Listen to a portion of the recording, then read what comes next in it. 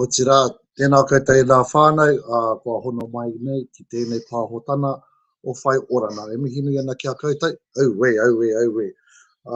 Te ao, e whakarite tonu ana i aonomo tēnei kaupapa, tēnei pāhotana i tēnei ahiahi. Hoi anō ko te kaupapa o tēnei pāhotana, ko te Whaioranga. Te Whaioranga o a tātou tamariki mokopuna, o tira kia noho haumari tātou i roto i wā tātou nei mahi katoa. Nō reira, he hoki nā mahara ki a rātou, kua whituiranitia, o tira te huna i nā rani, i nā wiki, i nā marama kua taha ake nei. Mō tea tonu ana, e haku tonu ana tēnā kau ki a koutou kōrero. Nō reira, moi mai rā, i roto i nā rina ata whai tō tātou nei matua nei te rani, kia timotahia tō tātou kaupapa, i roto i te tikana tuatahi o tō tātou nei karakia, a kia paki i noi tātou. Manoa mai e te rani e tui honei, manoa mai e te papairaro nei. Manoa mai e mā makura, kuru ki e nei tauira, ki e nei tauira. Kai parihia tēnā hauki no te wā, whano tau kawa kiwaho, kia tau te ai onuku, kia tau te ai orani. Whano tau reka ki roto whiti ai te ora, whiti ai te ora. Ka ia ki runa, ka ia ki raro. Nau mai nā hua te rā, puhia mai rā te hao te ora, ka whakamaua kia tina, hui e tai ki e. Nō reira tēnā koutou katoa. Ko tēnei pāhotana, he pāhotana whakawhaiti nei e tahi o nā kōrero, mai, nei taku hoa, mai i nā tōpito o te motu. Nō reira, i tēnei ahiahi, kua waimari tātou. So, whānau, we are so lucky and blessed to have tētahi wā tātou nei pau, o roto i te kaupapa o Te Kōhanga Reo, te kai tohu ārohe o Whea Bina. A Whea Bina, i korau ki aia i te rānei o ētahi o nā kaupapa te āhua o te korona ki roto i a rātou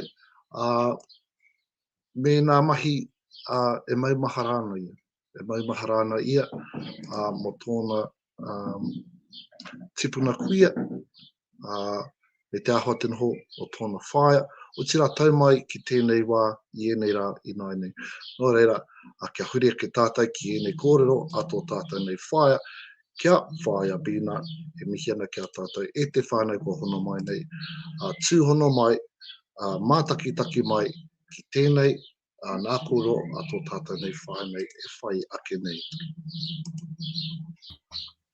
E koro tēnei ki ngā tātako whiwhi ki te rātou tohu whakapakari.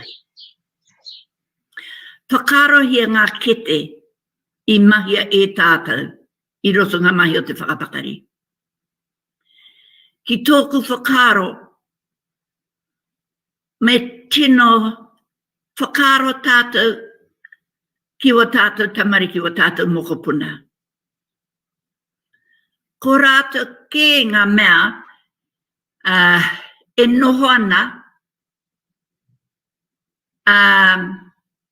e titiro mai ana ki a tātou, ka āhangi a rātou.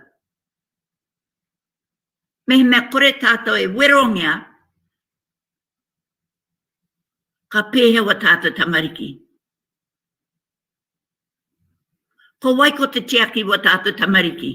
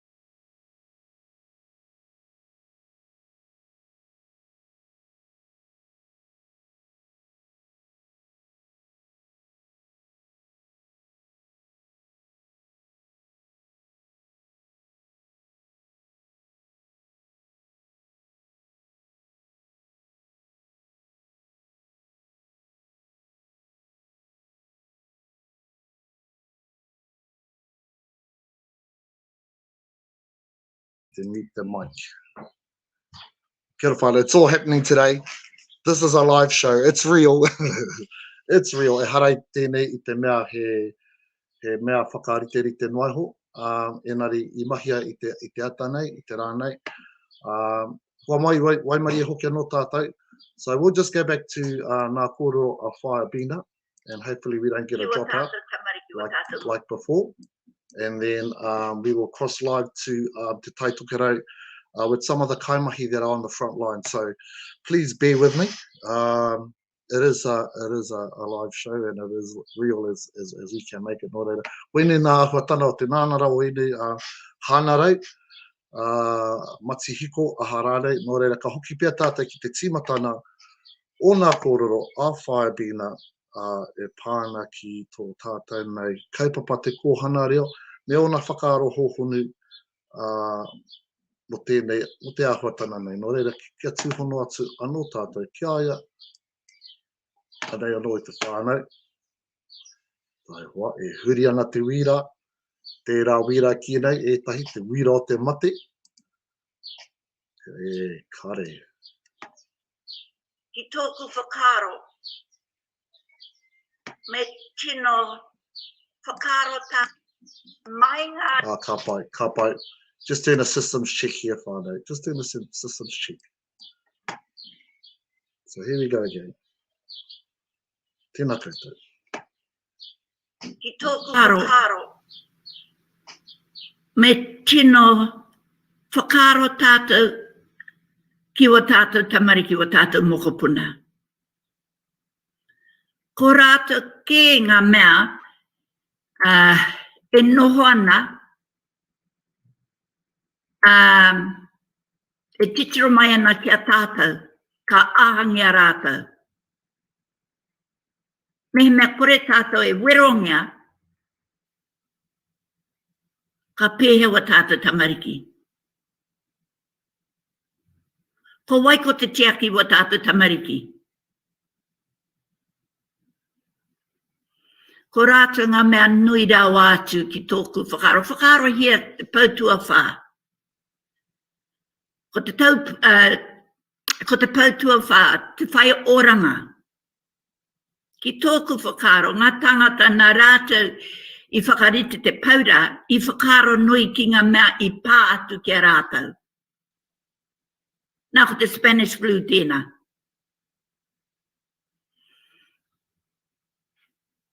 Ko pau te tahi rautau, te pāngia mai o tēnā urutā. Ko tātou tēnei e noho nei, ko pā mai tēnei āhuatanga, te pautua whā e kora nei kia tiaki pai wa tātou tamariki. Ko tēnei te wā,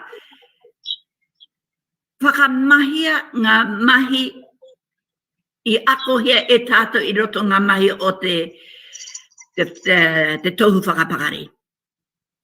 Te kona te kete te kau ko te whakawhanaunga.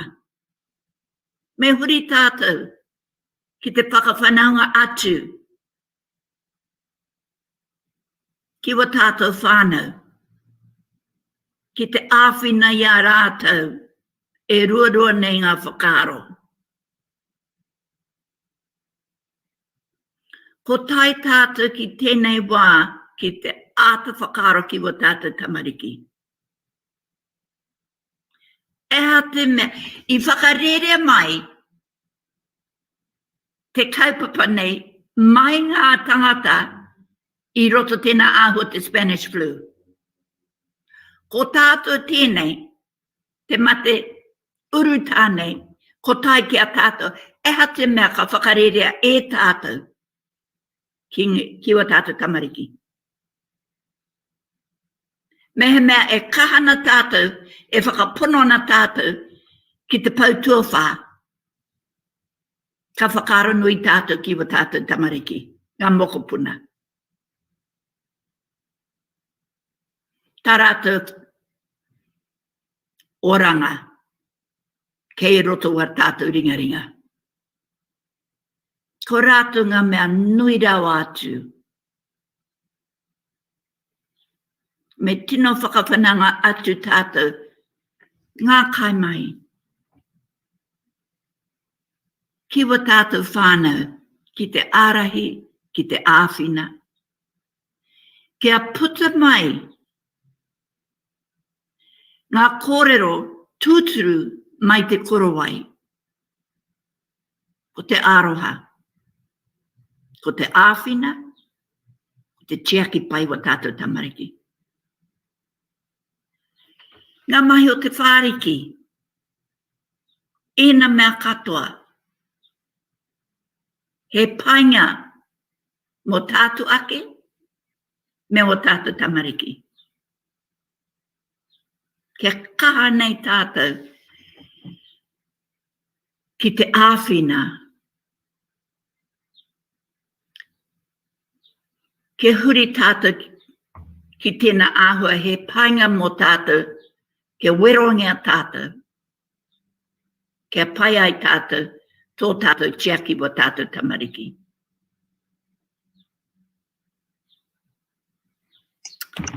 Tēnā koe Whaea Bina, ka aroha ki wera kōrero no ana i te moke meki. Te moke ki o tātai nei mokopuna, me ki tō tātai nei reo. Me ona tikana no hoki, rātu, kei te pēhena nā Kōhanga Reo Te Tai Tokerau, kei te tūwhera, kei te kati, kei te kapi, kei te ahara, nei pēhena te rāhua, monu wā tātai nei mokopuna kia hoki atu ki te Kōhanga Reo. Ke kona no ngā kōhanga kaitaia, whangaroa, hokianga, katiana i roto ngā mahi o te urutā nei. Ka aroha tu kia rātou.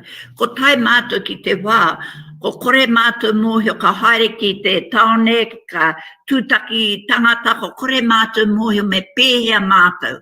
Kore hoki koe ko te mōhio, me he mea ko wainga tangata ko pā mai ki tēnā mate. Ngā mea kaitaia, ngā konga katoa, e kati ana. E kati ana. Ke kona ano ngā tangata e te ake ana i runga ngā huarahi. Kore nei ko te tuku tangata atu ke taia te koia rātou. Mai te hauora ki ngā tangata o kaitaia kia haere rātou. Ke werongia, ki te ke tesnia, ina āhuatanga. I mua i pai, kaore i pai, engari i mātakitaki mātou ngā pauka whakaata, ngā kōrero, mai te pauka whakaata, e pāna ki tāmaki. Ka noho mātou konei ka aroha tu kia tāmaki. E mea tino oho nei ka pā mai kia mātou konei. Oho nei.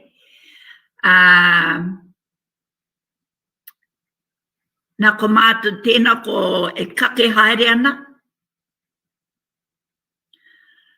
Ko ngā tamariki e noho kāinga ana. He rereke tēnei ao. He tino rereke mō rātou. Ka noho kāinga ke, pera ia tāmaki. Ko tāku kia tātou katoa. Titiro ki tau ake rohe. Ka pāmai tēnei āhua ki te katoa. Ko tātou tamariki. Tiaki pai wa tātou tamariki. E tika ana tāu e te whai i nana hiki te auruna i te pauka pakata kua tai atu anō. Tēnei āhuatana ki te hāpua. Koe no kei te e huri haere ana tēnei nānara i wa tātai nei kaina, wa tātai nei papakaina. Enari i te wiki nei hoki, ai tai atu tētahi tira. Mai te uru o tāmaki, me ki ko te whānau o Waipareira, tērā ki te tuku i nei wero, ki nā whānau, nā ronua, ārai ma te urutā. Pēhena tērā, he hao whakaru mo tērā kaipapa ko haere atu nei a whānau ora Waipareira mā ki te taitoko, ki te āwhina i a Kaitohu o te Tai Tokerau. Tōku whaka, wai māria mātou. Wai māria mātou, te haere mai rātou, konei ki te āwhina i te Tai Tokerau. Ko kite ke mātou ko nginge haere ngā tangata o te hauora. Ira, e mahi nā rātou tēnā mahi, te wero tangata konei. Ka wai māria, ka haere mai, ka puta mai a wai pereira ki konei, ki te āwhina, ia mātou. Ka hui mātou, ngā Kōhanga Reo, ngā takawainga, ka hui mātou. Ka kōrero atu, a hau ki a rātou. Ke hoki atu, whakapā atu ki wa rātou purapura. Pātai atu pena ke kona te tangata e hihena ki te haere ke Whaioranga. Whakamahia ngā waka. Haere tiki hia ngā tangata. Tiki a rātou, mauria ke Whaioranga. Tautoko hia te ropu a wai pereira e haere mai nei ki te āwhina ia mātou. Tautoko hia, tikinga wa tātou whānau, mauria ke Whaioranga. Ko tērā te mai o te whakapakari ki te whakawhanaunga atu. Kia rātou, kia wai atu ki ngā tangata o ngā hauora I roto o rātou awawanga rātou taone. Haere, pena I tae te haere mai te tahi ropu ki a mātou te Tai Tokerau. He kōrero nui tēnā, he mahi nui tēnā ki a mātou. Haere, mahi a te mahi. He rawe ki te kite. He rawe ki te kite nei. Rawe nei. Rawe. Me tako kōrero hoki tāhuri me atu ki a koe. Ki te rata nei ki a Dr. Lily. Me mihi hau ki aia. I pakawātea ia. Ki te kōrero e ruanga wā. I kōrero te rā tuatahi ki ngā kaiako katoa o te Tai Tokerau. Te wiki buri mai, ka kōrero Dr. Lily ki ngā kaimahi katoa, ngā kai āwhina, me ngā whānau. Kona rātou e whakarongo ana ki Dr. Lily. Ka miharo te nuinga ki aia. Ki Dr. Lily, en kona ka tini ngā whakaro o tahi ngā Kaimahi ka haere ka Whaioranga. Me mihi ki Dr. Lily. Te maha o ngā tangata I peke atu ki runga ngā hui zui nei. Ki te whakarongo ki a Dr. Lily. E tino mihi ahau ki aia. Ahau hoki e Whaea Bina I te mea he mohi o tonana ko a tātai nei a tākuta Māori e poke ana a ina tuna o te iwi. E koina pēr tētahi o nā kaupapa nui nei ka ki te tonu ai a hone harawira mā whaehura mā a tamaiti mā koeni nā tohu nā toa, nā tama toa mo te tohe. Engari I runa I tēnei kaupapa ka whakakotahi mai a rātou katoa ki te tiaki pēr I te haumaru, I te orana tonutana, I te whaiorana o nai tātou te iwi Māori, nō reira. E whakaro pēr ana a koe, kei te kōrero koe mo Waiparere, kei te kōrero koe mo Tākuta Lily, ma te Māori anō, ma te Māori e kōrero. Me mihi anō hau kia hone harawira. Ko tēnei te mea te pono, te kaha o te whakawhanaungatanga. E whakamahi ana e hone. Ka mihi atu hau ki aia. Ka hore ia I whakaro noiho mona ake. E whakaro ana ia mo te nuinga o te Tai Tokerau. Te au pauri, te rarawa, a rātou katoa. Wana mahi rangatira. E haere nei ki te āwhina ngā tangata, ko pānei ki tēnei mate urutā. Me mihi atu ki aia. Ko tēnei te āhuatanga o te whakawhanaungatanga, i tēnei wā ko pānei tēnei mate kia tātou katoa. Ko tēnā ko te āhuatanga o te Māori, kaha nei. I te whakapono nei, ko ngā mokopuna nei, ko ngā iwi a pōpō. Pena kore tātou ko te tiaki ngā tamariki nei, ko wai ko te mau, ngā āhuatanga o te Māori. Ka pai tēnā rawa tiko e Whaea Bina, a kine pia ka nui e nei kōrero kia tāua i tēnei rā. Hoi anō ka whakaro anō ki tō tupuna whaia kia tāpika hinengari, mo tōna riro nātu i tēnei āhuatanga mō rea i nā tai tahi mano iwara i te Kaimahi. No reira, e hoki nā mahara tonu ki a rātou usira ki tō tātou nei kuia kia meni piti, Heinz, ka moke tonu te nākau ki aia. O tira rātou katoa e wariro atu nei i tēnei wā. No reira, me kaha tonu tātou te kaupapa o Te Kōhanga Reo, nā Kaimahi nā whānau ki te aki tonu i tēnei kaupapa. He tika tēnā, he tika. Ka mihi atu kia peti, ka mihi atu kia rātou ko ngaro nei. Wainganui a tātou. A peti tēnā, a peti Heinz. Wahine whakapono ki te kaupapa nei. Kaha nei, ngā kaunui ki te kaupapa nei. Ko tēra te mea moke e tāhuri, te maha o ngā tangata, ko ngaro i a tātou.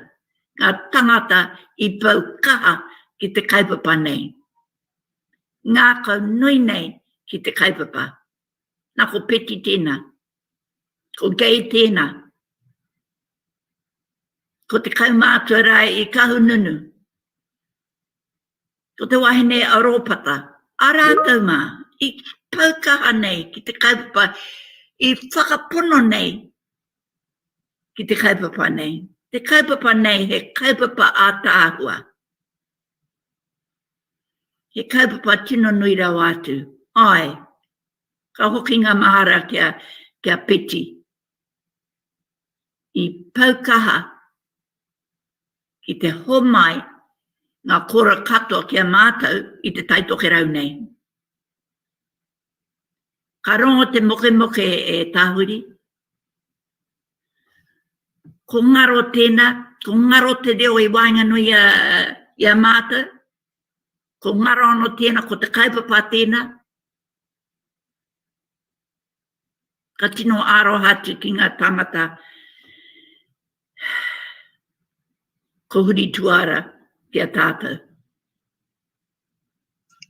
Engari no Whaea Bina me ahua, kimi pēr tātou i tētahi āhuatanga hei whakahari koe ki mai ai, koe nā te mea pai he whakawhanau nā tana, kei noho noai ho tātou i raro i tēnei kapua pauri, a tōna wā me whitikina anō tātou e nā hihi o tamanu i te rā, a hoi no tēnei kaupapa ai he whakamahara ki a rātou, whakanui anō i a rātou, engari māruna anō pēr i te puku mahi, māruna anō pēr i te titiro anō ki tō tātou nei kaupapa, me o tātou nei tamariki mokopuna i te mea, kine pēr kona Pākeke, kona mātua kiwi nei, kona Kaimahi, kona whānau kiwi nei e whakapōrea nei, i o rātou nei whakaaro, engari i te mutina mai, ka noho ana tātou katoa ki runa i te whāriki ko tahi, ko te mātā mua o era, ko te aroha o tētahi ki tētahi, ko te whakatipu a tātou nei tamariki i roto anō i te wairua o tō tātou nei ao Māori, te kākano i rua mai, e kaha nei koe ki te poipoi. Te a tāhua tēnei kaupapa. Tino a tāhua, te a tāhua tanga, ko ngā mokopuna, ngā mea ka whiwhi rātou, ngā mea ka tupu ake i rote tēnei ao. E mohena tātou ki te ao, moenau, Maara mana hau ki te ao I mua. I noho I roto te ao Pākehā. Nā te koha nei, whakahoki mai. Whakahoki mai te āhua noho a Māori nei. Ko te ngākau tēnā, ko te whakapono tēnā. Whakapono ki wa tātou tamariki. Wa he nui nei aki ai, mena ka tae koe te ino ea tiki a koe kia kōrero Pākehā, kāre koe whakae mai. Hoi anō, ko te mea whakamutina pēr kia e hara mō nā Kaimahi anahi, mō nā whānau anahi o te Tai Tokerau. Engari mō nā whānau mo te huna katoa, e rani rua tonu ana, mena me werohia. Haha o kōrero aki ki a rata I te mea eke. Koe nei te wā. Koe nei te wā pēr me tū ko tahi tātou. Ai. Tiaki tō tātou sa inau. Koe nā tētahi. Pēr te encourage haere I a rata kia hara mai tātou. Whakaina hau ki tina, and I totally agree with that. Kei e roto wa tātou ake ringa. Te oranga mo wa tātou tamariki. One of the things I keep saying is the korowai, there are magic words there. It was te ao Māori. The magic words are ki te whakapono, ki te aroha, ki te manaki, ki te atawhai, ki tiaki. Those are all magic words that's been left to us by our parents, grandparents, great-grandparents. They're not here to look after our children. We are in this generation, believe you or not. Look at me, some will say I'm a queer. But you can count the older people left behind. People are grandparents, it's actually your generation. You're there now. What will you do? What would you leave for the children now that we're in this world of the COVID? Think about it. These children are in your hands. And it's us that needs to do whatever we need to do to protect our little children, because they're the ones that are not protected at the moment. There's nothing there for them, for those children under 12, to babies. They can't have injections at this moment to look after them. So it's in our hands. It's the generation of today that need to look after our children. Whakarohia, think about it. Think about it, because these are the children that are going to lead the way later on when we're not here. Kia ora mai ana tātou. Tēnā rawa te koe Whaea Bina, me tō whakae mai a ki tēnei tonu aku. Whenau te whānau, anei, if you haven't seen it before. Whenau te korowai a te Kōhanga Reo nei. Kei roto I ia Kōhanga Reo he pukapuka pēnei. Kei roto he wāhana mo te whānau, a te whaariki hoki. Kei roto katoa nā whakaro a wa tātou tīpuna. I tukuna mai hei arahi I a tātou. Nene ko te whaioranga tēnei. Nō reira, hare ki tō Kōhanga Reo Papatahi, pai ahua prai hia te puehu, mai unu iaia, ka kapānui. Nō reira Whaea Bina, e kore rawa nā mihi e mutu ki a koe. Me te mea noi waimari e katoa, a hai mātai katoa, te huna whakarono ki enei kororo ai, hei whakahihiko I wa tātou nei hinengaro I te mea wāhua kapua pauri tātou I wāhua COVID katoa wa tātou nei whakaro. Whakaro hia I wa tātou tamariki. Whakaro hia tō tātou nei, wa tātou nei tikana. Nō reira āmuri nei, ko haere koe kia tirohi anō koe. Te pai tō warrant of fitness, pai te haere koe te tō warrant of fitness mo tō tinana pia. Mo haere rinai nā manaki e mihi aroha ana ki a koe o tiraki nā whānau katoa o te Tai Tokerau. ka tai te wā, ka tūtaki kanohi, tinana, ka whenua tēnei wā ko te mea pai, kia noho kaina, tonu tātai, kia noho haumari, kia whaioranga anō a tōna wā, ki tō tātai nei kaipapa. Nō rei, te whaia, e tō tātai nei pau o te kaipapa Te Kōhanga Reo Whaea Bina, tēnā rawa te koe nā mihi. Tēnā koe tāhuri. Ngā mihi nui rau atu kia koe. Ka pai e te whānau, ai nā mihi tonu kia Whaea Bina, wow. Te rawe o wera kōrero, massive e hoama e te whānau, rawe katoa nā kōrero, o hoe no. Kua waimari e tātou, me whakawhiti tōti katu tātou i nāi nei ki tēnei wā tātou nei whā. Waimari, we've got connection, ne te whānau kia mere kara Hawaii ki rani, te whā tēnā koe. Tēnā koe tāhuri. Wow, we did it. We had a few problems i te timatana o te tātou Pāohotanga i tēnei rā, but we seem to have sorted it out. Engari, tēnā kōra mai ki te whānau, ko wai koe, haha hoki, kei te aha hoki koe. Tēnā tātou, ko mere kara ka Hawaii ki rangi i tōku ingoa.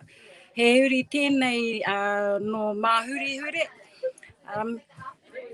At the moment, we've brought up a battalion of 70 Kaimahi from Te Whānau Waiparera ki te nota to awhina i te whānau ki reira, te whānau ora me ki ngā partners o tērā. So, yeah, we're just here doing whatever we can, whatever they need us to do. We started off, we left on Sunday and we arrived in Omapere, toku ukai pō tērā. Yeah, rawe. Right on the beach, but we were not allowed to step one toe in it. So we're under really strict restrictions in terms of what we can and can't do. We're here to do a job, and that's all we need to focus on, even though I'd say 80-90% of us that came through are from the Nota. So it's been hard on everyone, but we know why we do what we have to do. So we're up here. Then on the Monday, our 4 teams split up, and in each team is 14 Kaimahi. And so in each team we have 2 vaccinators, we have 2 vax administrators, we have 2 vax registrators, we have a nurse, we have our promoters who go out around the towns blaring their speakers on their cars, encouraging whānau to come to wherever we are. So yeah, so 14, a big crew. And then on Monday, one crew went to Mangamuka to talk to the cows. Another, I kid you not, they were bambooing all the cows, and they were right on the border there, on the crossover. So they were entertaining the policemen there. Then we had a crew that stayed in Oponone, and we had 2 teams go to Kaikohe. That was a Monday. Tuesday, we sent a crew back to Kaikohe. One went to Ohaiwai, one went back to Mangamuka, and one went to Rawene. And then we uplifted all our gears Tuesday night, packed up our gears, and this morning we came through, last night we went through Taipa, where we're based for the next 2 nights, and we're all in Kaikohe, Kaitaia today. So we're based, we got one at the Kaupapa Pukemiro, and we're all over the motu up here, and yeah, we're doing really, really well. Whānau are coming in, and our aim is the first timers. That's our biggest, is to try and get our first timers in, and it's working. So, big ups to the whānau up here that are supporting us while we're in our groups. Yeah, so heaps of people. Oh, wow. That's a massive road trip that you're on, and it must be quite torturous. I can see you're both kind of almost isolated yourself away from where everyone's for that. Look at them. They're all out there. Awesome. So where are you parked up at the moment? We're down Allen Bell Drive, and it's quite busy. Yeah, I thought, no, in Kaitaia. We're all in Kaitaia. Yeah, we're based, our accommodation is in Taipa. Oh, what time are you fellas closing today? We have to wait for our chief Walla Walla to let us know that. It starts off at one time, but it could go depending on the whānau coming in. Ka pai. And Yeah, maybe so people can ring ahead and say we're coming or something like that. There's options to get in touch with you fellas, or the people on the ground level who are helping. Yeah, just turn up. Just turn up, mate. Well, this is fantastic. Sunday, we're Wednesday now. Well, what's it been like, I suppose, coming from, because, you know, this Kaupapa that we're putting out here is Whaioranga, and it's not all about vaccination. No. I just saw the news, Whaea Bina just mentioned the fatigue on the Kaimahi up there to you know, one of the areas that has low doses. And, you know, having the army, the battalion, I love how you said it, the battalion, kaiwero go up there and help out. That must be, you know, there must be such a, you know, it keeps the kaiwero there safe, and it actually gives them a community a boost. Yeah, and it gives the partners up here a chance to have a rest, you know, just to step back and let someone else look after them. So that's our mahi, not only looking after the whānau, you know, while they're getting vaccinated, but also looking after the Kaimahi up here. Which is and just loving how whānau Waipareira, you know, they're arguing, they're you know, really giving it to the government to support Māori, to support initiatives like this. You know, you didn't wait to be asked. You saw the need, and you went there, and that's how you had been right from the beginning of this. At Te Whānau, as you know, we've had a big, massive campaign on the weekend, the Super Vax weekends, the Got Your Dot weekend. Waipareira never shuts down, and now Waipareira's going out to the regions. And how have you been received by the people? 95% awesome. You know, you have your odd ones, but you know, that's their right, that's their choice. But we just got to carry on and do the mahi for those that want it. You know, and that's our, you know, that's our end goal, is to support those that want it. Any numbers so far? We've done over 400 so far. Yeah, so you know, it's stinking hot up here. You know, so, I mean, we're shriveling up here. Yes. No one's dropped you guys off any kinas or anything? I can't say. Those don't have COVID. They'll be fine. They've been in the morning. They'll be fine. Any last words? So just any last words? But I know you fellas are busy, and I don't want to take up too much of your guys' precious time. You know, any other final words to the whānau and the people in Te Tai Tokerau who might be, where are you fellas going to next, and how can they get a hold of you and get to you guys? I suppose just over the last 13 weeks, you know, what I've seen is how whānau are fighting against whānau. This isn't about a whawhai between whānau. This is about a whawhai with this ngangara. So, you know, doesn't matter which side of the fence your whānau sits on, they're still your whānau, and you still need to love each other. Because if we don't have our whānau, regardless of the decisions we make for ourselves, we're going to be pōhara iwi. Nā reira, e te whānau, kia kaha, kia maia, kia manawa nui. Kia aroha tātou, kia tātou. Ka pai, and if you are into a bit of TikTok, you can go to the Waipareira page or somewhere. They have a whaia mere kind of doing a bit of a kani in front of one of the vaccines. I saw that, it went viral, and I think you got a few punters. You might have to pull out another one of those kani whaia. But just to remind our people, where will you be in the next few days, and when do you finish your roll up there? Okay, we finished in Kaitohu tonight. Tomorrow we've got a team going to Kerikeri, to Kawakawa. I'm not too sure of the other place, but we've got 4 different locations, but it'll be posted on our pages. And that's for, and then that's Thursday, isn't it? I'm losing my days here. And then tomorrow night we head to Whangarei, and we spend our last day there around Whangarei. So that's us. And then we come home Friday night, and hopefully the boss will give us a week off. And we still can't see you. No, that's we can't be a big mihi, so we'll still be isolated. And what are those pages? Which pages do they go to find that information? The Te Whānau Waipareta page. Kapai, Te Whānau Waipareta, yes, yeah, you're set big, nice and green with their nice logo on there. You just go to Te Whānau Waipareta. Whānau ora mō tātou te whānau. E mihi nui ana ki a koe whae mere karaka. O mahi nunui, tēnei tō whānau, shall I say, o hoani waititi e mihi atu nei. Tēnā koutou. Aroha nui ana, kia ora. Kia pai te hare kia haumari. Ai, nā mihi tāhuri. Tēnā koe.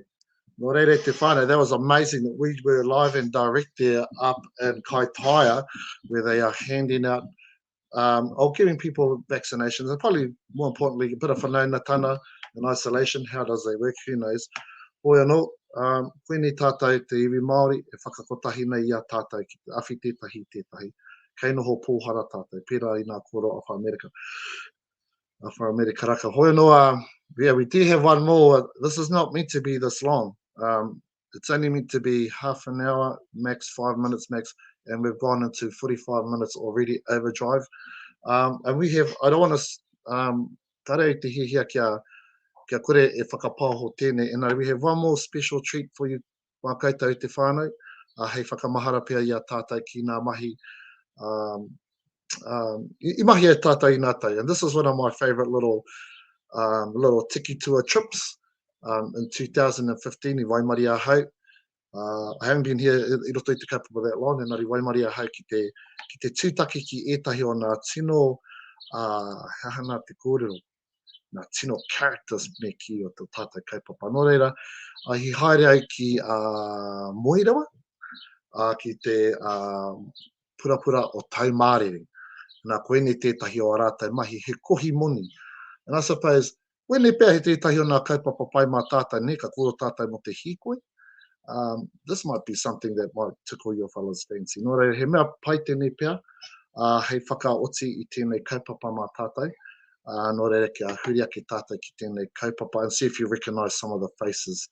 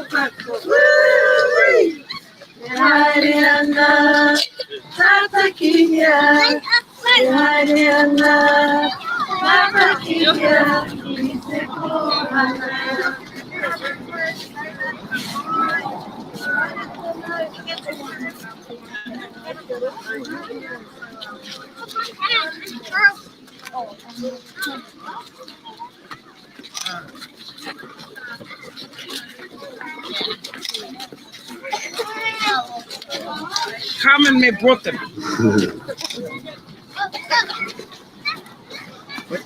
Kia ora, Papa. Kia ora, tau. Kia ora. Hea te kaupapa tēnei hikoi, kei te aha tātou? E tu waroha ai nei mo te maharatanga o ngā tangata e wehe atu mai e te mōru mā wiwitanga o te pate puti. Kua te kaupapa e hikoi ana tata Te Nira Te Kōhanga Reo. Ana. Kia rātu, me ngā tangata e mawi nai nei tira mamu. He mate kino tēnei ki te Tai Tokerau o tira ki moerewa? Me ngā whānau katoa. Whānau katoa e kino te tira mamu. Mai ngā he āpu te kaipea o te waia pūkoro pēr ngā. Kino te era. Ana ki te koe te tokomaha a kua tāi mai, koe mā kua tāi mai? Te Kōhanga Reo, ngā purapura o tau mārere, ngā kōhanga tau mai, te ngā whānau tau mai tau tuko. Kōrero whakamutuna, mihi whakamutuna? Ai, mihi aroha ki a koutou ngā whānau katoa o ki a rohe o tēnei māu I tange. Mahi tātou, no he mihi aru kia tātou tātou Aro mai, tētahi atu pātai whakamitina. Tēnā kōrero mai tō inoa o iwi me tō kōhanga reo. Kei te kōhanga reo o Waikare, mātou, tapu inoa ko Ngāti Whātua Dates. Kia ora. Kia ora papa.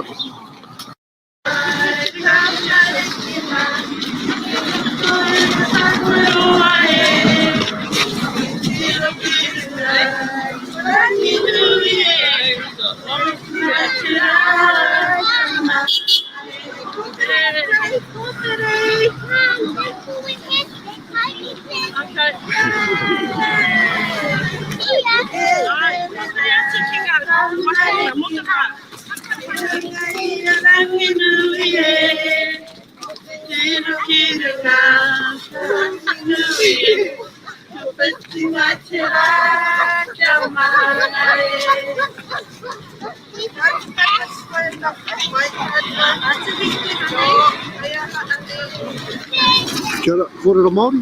Kōrero Māori? Speak English? Sweet. Tell us your name and which whānau you're from. Hoi te whānau,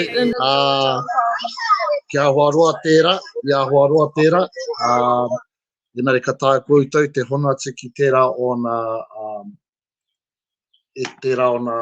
Kaupapa, I te mea kei runa tātai, it is a bit of a tricky little play, this one that we're doing I tēnei rangi. Engari, kei konei katoa I tahi o nā kōrero, hei kite mā kaitou. Anei, ai. Nō reira, hono mai, anō a te rā mere, Friday, ka kōrero tātai ki tō tātai nei kaitaki Kaimahi, kia ānari hema, mō nā āhuatanga ki o tātai nei Kaimahi. Nō reira, he pai ake pia kia whakahōpani ake te āhuatanga ki runa I tēnei wā tātai nei Kaupapa, I tēnei ahiahi, aroha mai mo te aho I tahi o nā whakapāohotanga, kāre pia I tino rite, I tēnei rā, engari te mea pai tukuna atu nā kōrero ato tātai nei Whea Bina, kia koutou, o tira, kia koe whaia mere, e mahi nei ki mua, ki te mura o te ahi, ki te taki wā tātai nei whānau. Nō reira ka whakahōpani ake I tō tātai nei Kaupapa rina I te whakaaranui, ki tō tātai nei matuanui I te rani, kia taitonu iho nā mana ki tana o te runa rawa ki runa I a tātai katoa, e mihi ana kia koutou, mihi ana kia tātou, kia noho haumari, kia noho ora, kia piki te kaha, tēnā koutou, kia ora.